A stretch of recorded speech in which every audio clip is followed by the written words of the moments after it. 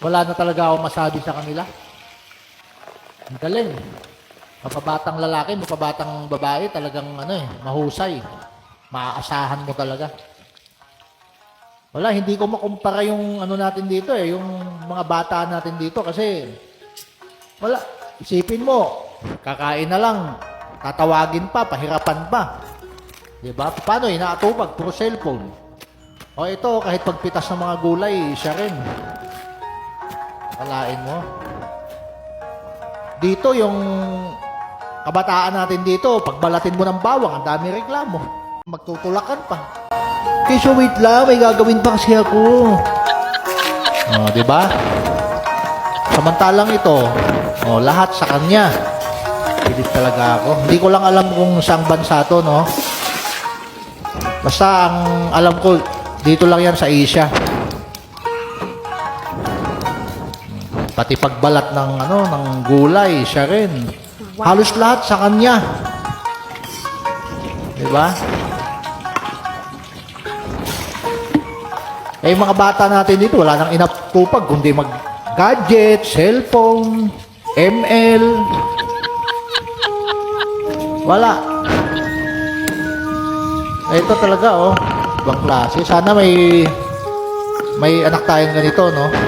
Na talagang hindi mo na kailangang utusan, may kusa talaga.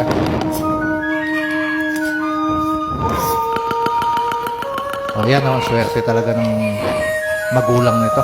Wow. Ang galing.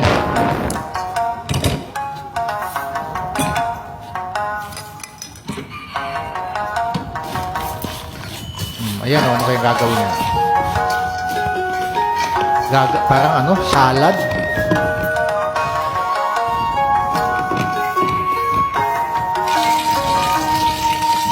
Ayos na, luto na, konti na lang. Luto na nga pala. Tinanggal niya na.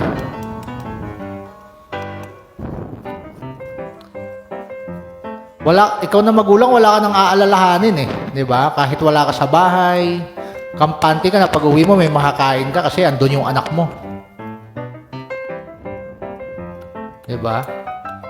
Ngayon, yung mga magulang ngayon, pagkagaling sa trabaho, pag uwi, sila pa magluluto pa, di ba? Magsasaing, habang yung mga anak nila nakahiga, nagsi-cellphone, di ba? Nanonood sa YouTube o kaya nag-ML. Ito, mabibilib ka talaga dito sa mga batang to. Wow. Ayan, ilanta ka na nila. Buong pamilya. Yan, kapatid, nanay, tsahin, pati tsahin, nandyan, nakikain na rin. Diba? Ang galing.